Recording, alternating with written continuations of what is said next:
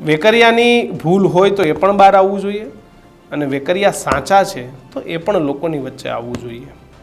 પણ આ દીકરીનું સરઘસ કોને કાઢ્યું એ પણ બહાર આવવું જોઈએ. નિલીપતરાય સાહેબ, આપ ગયા છો.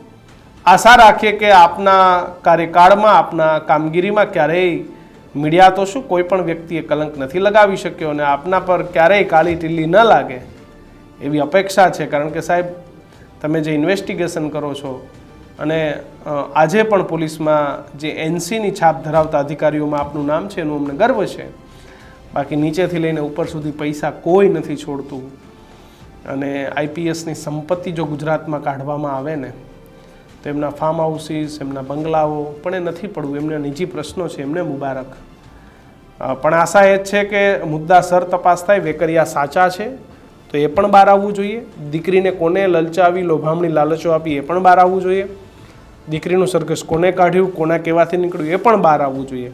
તમામ વસ્તુ એ બહાર આવવી જોઈએ અને ફરિયાદ સાચી છે કે ખોટી છે એ પણ બહાર આવવું જોઈએ.